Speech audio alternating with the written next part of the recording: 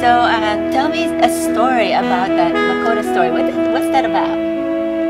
This past summer, I and my family, with a group of others from our church, went to the Pine Ridge Reservation in South Dakota. This is a Lakota reservation, and it's a community that faces many challenges, poverty and other things. And we went to try to make a difference. And the first day we arrived, we were invited to attend a family powwow. Okay. So we are there around the circle, around the outside, viewing the preparations, the families, the drummers, the singers. There were flags, American flags, on poles inside around the circle. And as they began to clearly be ready to begin, the leader says, "I would like to ask all veterans to come forward." Wow. Well, I asked our contact person, I said, "Does he mean all veterans?" And she said, yes. If you're a veteran, you should go forward. And I and two others from our group joined a group that included many Native veterans and quite a few civilian veterans like myself who were not Native. And these were men and women. These were all ages, some in uniform, some people were in a Native costume. Mm-hmm. And we went forward and received some instructions. He sent us around, so there were two of us at each of the flags. And then they conducted a ceremony. Mm-hmm. And it was a ceremony that was partly in Lakota language, Lakota song, Lakota drums, and partly in English. Then it was honoring the flag. And this is my first exposure to really recognizing that there's a disproportionately high number of Native Americans in the military. We don't even know this, or we probably hear about this sometimes, but we never really acknowledge. I think we very much under-recognize that, and some of that, as I understand it, they just said we have a warrior culture, so it's natural for us. Some of us were saying, well, gosh, you would really fight for this country that has sometimes mistreated you? Yeah. And the response was, we still want to protect our country. Right. It's our country, and we want to defend our country. So here we are, and he sends us around, two of us at each of the flags, and they do the ceremony, again in Lakota and English. Mm-hmm. And then he has us lower the flags and work together to fold the flags. And I know that I was very moved by this process. And then he made his way around the circle, and as he came to two of the people, we would fall into step behind him. So we'll all end up by the stage, and we're facing him. Mm-hmm. And two by two, we hand him the flag. He sets it down. He shakes our hands. We join in a line and shake the hands of the other veterans. And I was overwhelmed with emotion. As I'm out there, I'm realizing the reason I'm here, these people are honoring me as a veteran.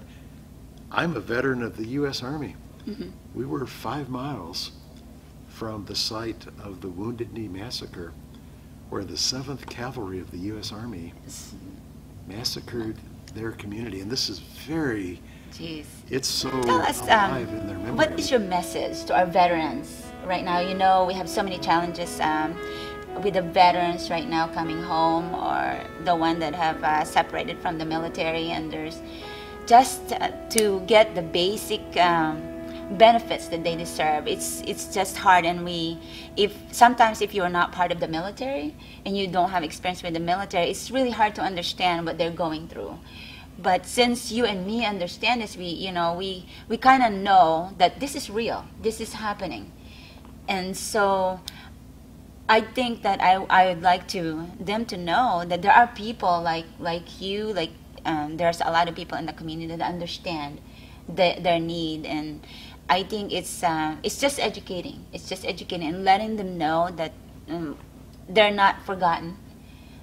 That if they, and encouraging them to share their stories and messages. And this is what you are so good at. And what can you tell about our young veterans that are still having problems and wanting to integrate in the community, and they have a lot of things that they can contribute, but they have it's hard for them right now? Mm-hmm. Yeah, I think that there are a few messages that I think are really important. One of them is to really recognize that we have a public that wants very much to be supportive, but sometimes I think we don't know what to do. So sometimes we may need some help. We may need the veterans to ask us and to tell us and reach out. So I would suggest really having a bit of proactivity and take the risk of asking for what you need, take a risk of telling others what you need, and also continuing to believe that you have skills, ability, you have knowledge, you have experience that is so much needed in our world. And part of what I would like to do is help connect these needs that we have in the workplace, in the education system, in the community, with the skills and the talents that you've developed through your military experience. We need you, and you need the experience of being recognized for the value that you can offer. So that's that reconciliation. Do your part, reach out, allow us to know what we need to do. That's also when I spoke with one of the veterans, Joshua Monroe. That's also kind of was telling him, don't hesitate. Sometimes he understands it's hard, but they have to reach out and tell us what they need, because like what he said, even though the service in the military is over, the service in our country is not over. And so I think the same how you're saying this message. So the young generation, I look toward them as like the hope, to rebuild the world, because I think, let's face it, the world is we are in a very tough times. What's happening right now, we have the refugee crisis and everything else that's happening. And as an educator, you and me, we see, and that's, I think I really truly look at the young generation as someone with the tools that they have with the advances in technology. I think there's an opportunity for them to engage others and use the advances in technology, social media, to perhaps really pay attention to what's happening for the next generation, for the following generations. So as an educator, what is your message to our young people? Yeah. Part of my message is, I think there's a challenge that if you really open your eyes and your awareness to the challenges of the world, it can be overwhelming. And it's easy to feel helpless, and what can I do?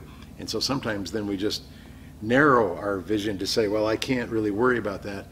What I would say is that all of us have some responsibilities, and we all have opportunities, and take advantage of those around you, your friends as support systems, people who've been around and maybe have some years of experience about managing. So yes, you have opportunities, you can do a lot, but don't feel that as a burden.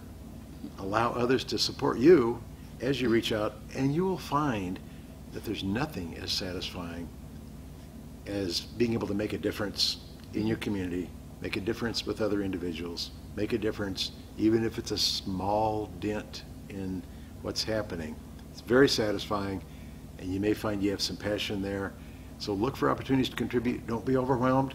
Get the help you need, and find a way to make it happen. Yes, and like what you said, having that connection, and not forgetting that our generations, like you and my generation and their generation, when we connect with each other, I think that's really powerful, and we can really do something for the following ones, the ones that are not here yet. So that we might find the world in total chaos and disarray and falling apart. And I think we can lay the groundwork right now, and like what we're doing, our community building and story building. I think that's something, as a start. So for your final message with our American community right now, I think with all the things that are happening in the world, the economy, and the threats, everything, it's just seems we have the election coming up, and there's just so many things happening in our country. So what can you say about our fellow Americans right there? For a variety of reasons, we tend to really focus our attention on the differences that we have Yes. between us. And that, I think, is really problematic. There's so much that we share. There are so many commonalities. As Merge and I were taught, 99% of our genetic makeup is exactly the same for every human being. We have so much that we can do together if we can focus on commonalities, if we can recognize differences, but honor those differences and really find a way to do it together. I think there's a lot of reasons to be hopeful, and I think a lot of people want that, but we have to change some of our habits, and I'm optimistic that we can do that. Oh, well, that's a very powerful message. Thank you so much for joining Complicated Conversations in the post-9/11 era, and you are a veteran empowering other veterans in other communities. So thank you so much. Thank you for the opportunity, Merge, and thank you for the work you're doing. It's terrific. Well, thank you. Thank you so much.